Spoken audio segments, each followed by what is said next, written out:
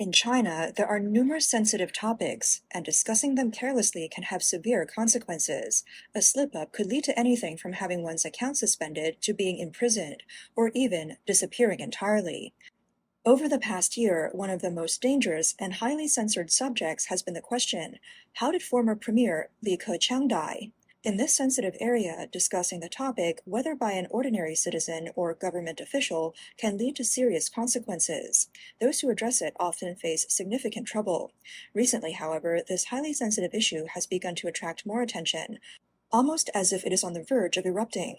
According to official reports, Li Keqiang passed away early on October 27, 2023, in Shanghai. Cause of death was cited as acute heart failure. He died at the age of 68. Several Chinese media outlets reported that on October 26, Li suffered a heart attack while swimming at a hotel in eastern Shanghai.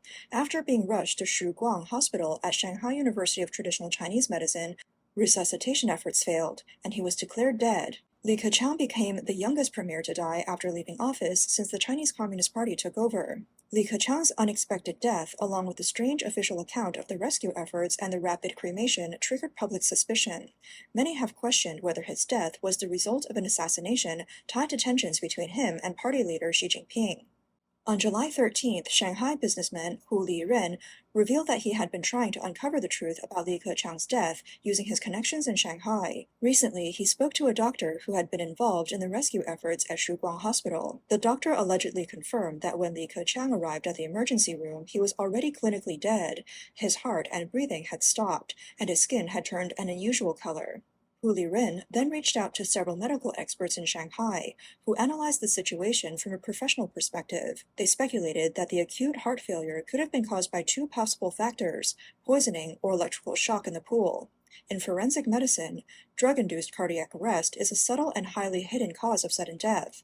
Certain drugs, when taken in specific doses, can quickly trigger fatal arrhythmias with minimal external signs. Drugs that may contribute to this are some antipsychotics, antidepressants, and specific antibiotics. For instance, sodium channel blockers, local anesthetics, and certain antiarrhythmic drugs can severely block heart conduction, possibly leading to a complete heart stop. A pool can also create an electrical shock effect, which is highly discrete and can be instantly fatal. A current as small as 50 milliamps can cause death, and at 220 or 380 volts, a 0.1 second shock is enough to trigger ventricular fibrillation. Underwater, human resistance is low, and conductivity is high. Electric shocks in water typically don't cause visible burns, making detection difficult unless muscle deformation is found during an autopsy. Hu Liren also learned from a friend who had once worked on Shanghai's city security detail that the security at the hotel where Li Keqiang stayed before his death was directly managed by the Central Guard Bureau, which is overseen by the CCP's central office. The central office is led by Cai Qi, a close ally of Xi Jinping. Hu Liren noted that when Li Keqiang and Xi Jinping worked together for 10 years, their relationship was far from peaceful. He believes that Li Keqiang's death was handled with indifference by the CCP, suggesting it may have been a final blow between rivals. Recently, multiple reports online have surfaced, each detailing the alleged assassination of Li Keqiang. While the authenticity of these reports remains unclear, the two most popular theories are that he was either electrocuted in the pool or poisoned. The poison theory has also generated various versions, with one suggesting contamination of drinking water, and another involving a quick injection. Based on the information he has received, Hu Liren strongly believes that Li Keqiang's death was likely an assassination orchestrated by Cai Qi. Another person familiar with the CCP system, Zhao Lanjian, posted on X, claiming he knew something was wrong from the moment of Li Keqiang's death. He said he was one of the first to expose the truth behind it. Zhao Lanjian argues that Li Keqiang did not die from illness, old age, or so-called heart failure.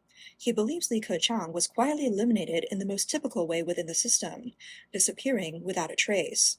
Zhao Lanjian compiled the following points. The Xinhua news agency issued an obituary overnight with a stiff, formulaic tone. There was no state funeral, no public mourning, and all online tributes were censored. At the memorial service, Li Keqiang's wife, Cheng Hong, never looked at Xi Jinping, while her daughter's gaze towards Xi was filled with such hatred it seemed like a sharp knife. CCTV deliberately avoided showing her during the live broadcast. a woman who went to the Great Hall of the People to lay flowers was arrested, and even the name Li Keqiang became a sensitive term online. He pointed out that the most bizarre part was that before the official announcement of Li Keqiang's death, searching for the word obituary on CCP's official media outlet Xinhua News already led to results titled Comrade Li Keqiang's death. He said, starting on October 28th, more and more people online began checking Xinhua's website and found that the obituary page had been online since February 2023. Multiple screenshots confirmed this, with page snapshots, timestamp codes, and path structures all verifying the claim. Xinhua quickly deleted the obituary page and then posted several fake test pages in an attempt to cover up the issue. But the most ironic part? They tested Li Keqiang's obituary page, but never tested one for Xi Jinping. This is the key detail. Zhao Lanjian publicly questioned Xinhua, asking, "Would your family make an obituary test template for your parents?" He argued that Xinhua was only willing to test the obituary page for Li Keqiang because he was disposable, while they would never dare to test one for Xi Jinping because they know who is untouchable. Zhao Lanjian claims that these details support the information he initially shared with the public. Li Keqiang was removed, and the person behind his removal was Xi Jinping. The direct cause of Li Keqiang's removal, according to Zhao, occurred during the 2020 Two Sessions press conference when Xi Jinping announced that China had eradicated poverty and entered a moderately prosperous society. Shortly after, Li Keqiang stated that 600 million people in China were earning only about 1,000 RMB per month, far below the poverty line. Zhao described this as a direct public challenge to Xi Jinping, essentially exposing him. Xi was reportedly enraged by the remark and at that point made the decision to remove Li Keqiang. Chinese affairs expert Heng He also pointed out, according to sources familiar with the Shanghai medical community, Li Keqiang underwent a full medical checkup at Huadong Hospital the day before arriving in Shanghai. Heng noted, "We know that the medical checkups for senior CCP officials are very thorough. If there had been any heart symptoms, they should have been easily detected. The fact that he died the next day while swimming suggests that no symptoms were found during the checkup, which means he was cleared to swim. That raises a big question." Heng He also pointed out, although the hotel where Li Keqiang went swimming didn't have a helipad, it does have a place for helicopters to land, so this rules out a major issue, which is that it wouldn't have been necessary to go to a specific hospital because of traffic problems. That just doesn't make sense. There are many hospitals in Shanghai with strong cardiovascular departments, and the national level official would certainly use a helicopter if needed. So why wasn't he taken to one of these hospitals? Shuguang Hospital, where he was treated, isn't a specialized cardiovascular hospital. Given all these factors, I don't think the issue was with just one part of the process. I think every part of the process failed. That's the key point I see here. On October 30th, 2023, 3 days after the news of Li Keqiang's death was announced, Gu Wanming, former head of Xinhua's Guangdong branch, published an open letter as a CCP member, raising 5 demands, including halting the body's cremation, forming an investigative team, holding responsible parties accountable, conducting an autopsy, and organizing a funeral according to proper standards. In the letter, Gu wrote, "After Li Keqiang's sudden death, the authorities failed to explain the cause of his death or the details of the resuscitation efforts, only stating heart disease. There are many unanswered questions and inconsistencies that have caused widespread public debate and significant media impact."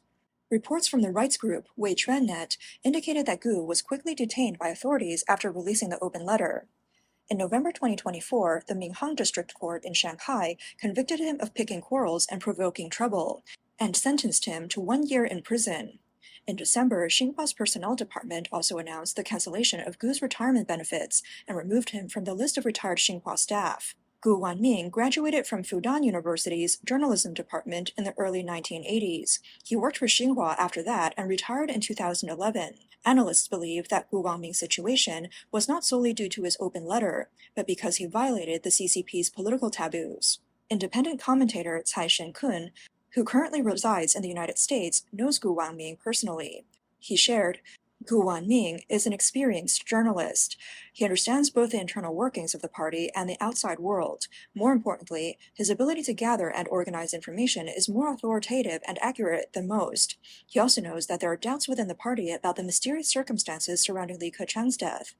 I knew about the open letter. We also communicated on WeChat, and the letter was written according to the party's regulations, so there was no crossing of boundaries. However, the issue violated the propaganda department's taboos, and the political and legal departments were very angry. The public was not allowed to question or criticize the circumstances surrounding Li Keqiang's death. From Gu Wangnin's perspective, it is evident that the CCP is extremely sensitive about Li Keqiang's death, as it touches upon Xi Jinping's political survival and the stability of the party's leadership. Recently, sources from outside China have published several revelations about the cause of Li Keqiang's death.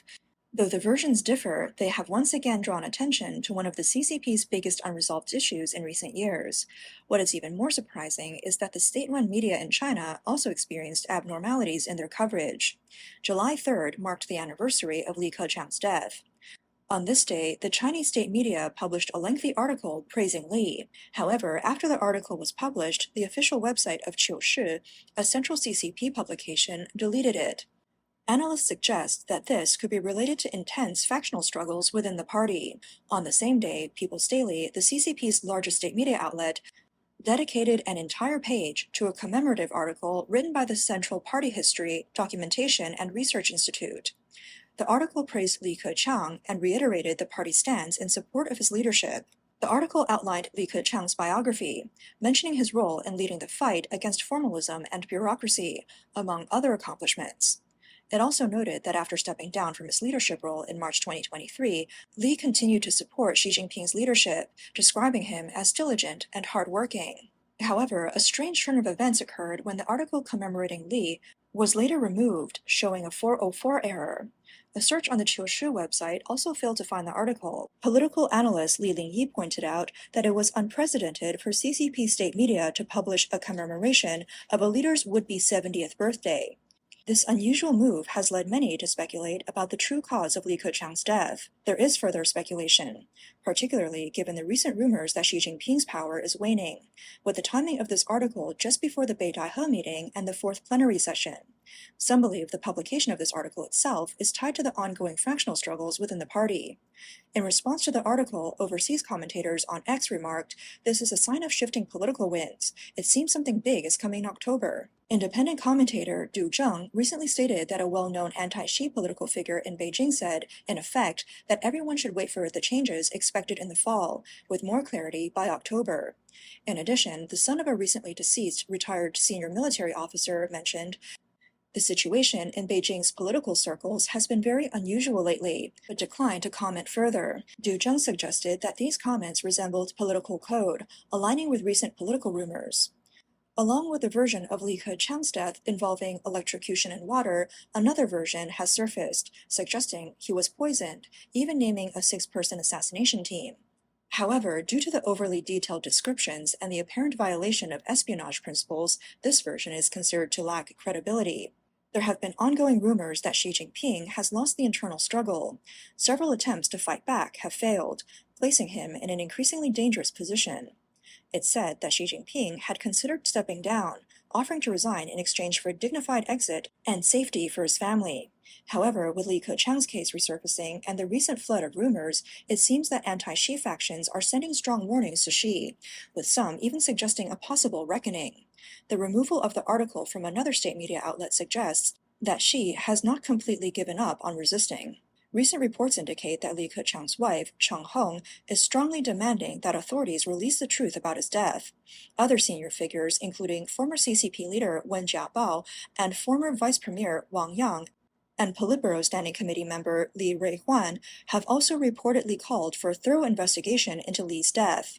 Li Keqiang's death may become the focal point of power struggles during the upcoming fourth plenary session. If this issue erupts, Xi Jinping may not receive a dignified exit or guarantee of family safety. Instead, he may find himself facing imprisonment at Qingcheng prison. However, it is important to recognize that even if Xi Jinping is imprisoned, as long as the CCP remains intact, the official narrative provided by the party may not reflect the truth. It is more likely to be another lie, aimed at covering up the party's wrongdoings.